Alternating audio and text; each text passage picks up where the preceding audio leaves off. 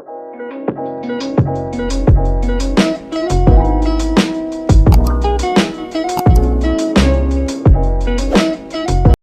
pernah gak sih kalau lagi naik tangga, itu berasa kayak ada yang ngikutin di belakang? Ini ceritanya Kak Lili yang baru pindah ke rumah barunya, dan semua orang yang ada di rumah itu diliatin sama sosok penghuni rumah baru itu. Panggil aja nama aku Lili. Ini kejadian di rumah baruku. Waktu pertama kali tinggal di rumah baru masih biasa-biasa aja, Kak. Tapi setelah 2 atau 3 hari tinggal di rumah itu, mulailah keluargaku diperlihatkan sosok yang di sana. Yang pertama, adekku. Karena rumahku ini ada 2 lantai, jadi tempat aku sama adekku tidur di atas. Kejadiannya adekku lagi di atas. Adekku melihat ada sosok perempuan yang berbaju merah di sebelah kamar tidur papa sama mamaku. Pas lagi di sebelah pintu, menghadap ke teras.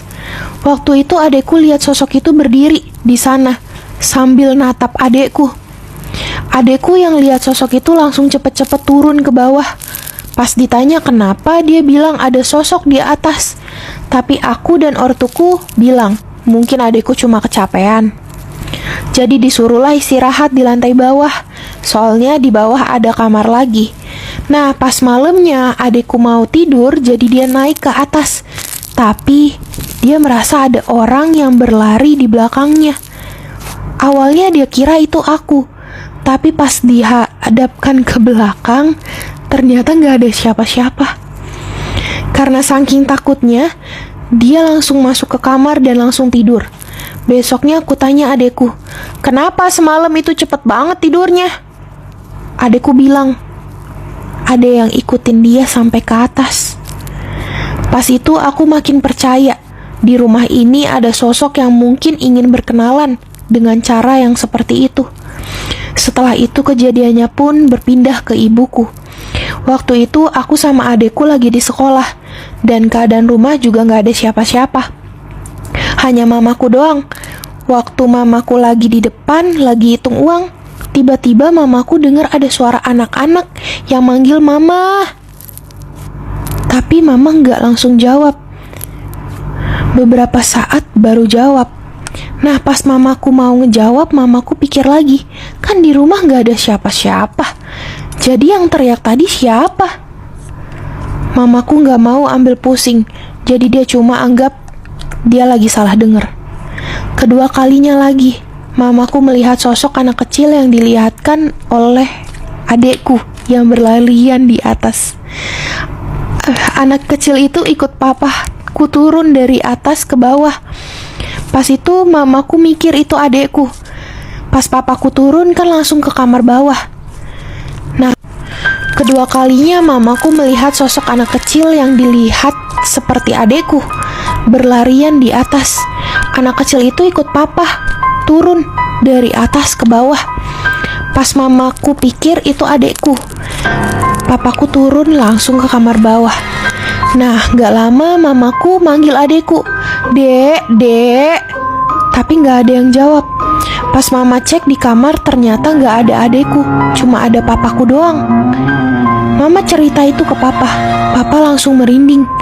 Pasalnya waktu papa turun itu gak ada siapa-siapa di belakangnya. Lalu waktu itu aku lagi nyuci baju di atas.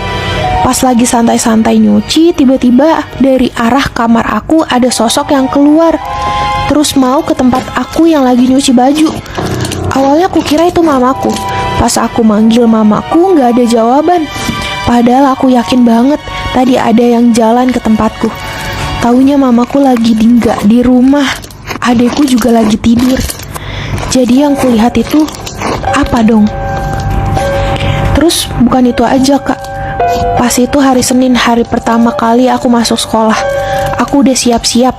Ceritanya tinggal nyisir rambut. Biasanya aku nyisir rambut tuh di kamar bawah. Pas masuk kamar, kulihat ada papaku yang lagi pegang HP sambil nunduk. Nah, karena udah jam 7 pasti udah bangun kupikirkan. Tapi kok papa belum masuk kamar mandi? Padahal jam 7 biasanya papa udah siap-siap mau pergi kerja. Aku nyisir, nyantai, sambil nyanyi gitu. Nah, mamaku nyuruh aku ambil barang di atas. Ya udah aku naik ke atas buat ambil barang. Pas udah turun lagi, aku lihat papa udah nggak ada. Jadi aku tanyalah sama mamaku, "Mak, papa mana?" Mamaku bilang, "Papa kan udah masuk kamar mandi. Kenapa emang?" Terus ketanya lagi, "Papa baru masuk kamar mandi?" Mamaku bilang, "Enggak kok. Pas kamu belum turun ke bawah buat nyisir rambut, papa udah masuk kamar mandi." Aku yang denger itu nanya lagi ke mama, "Loh, bukannya tadi papa masih di kamar?" Mamaku jawab dengan jawaban yang sama kayak tadi. Kutanya lagi mamaku, "Mak, tadi aku nampak papa lagi duduk loh, belum masuk kamar mandi." Mamaku yang udah tahu begituan, dia bilang, "Udahlah, pura-pura nggak lihat aja." Tapi untungnya mereka hanya memunculkan wujudnya, tidak mencelakakan keluargaku. Udahlah, pura-pura nggak lihat aja, tapi sosoknya menyerupai orang rumah gitu. Gimana caranya? Pura-pura nggak lihat. Merinding.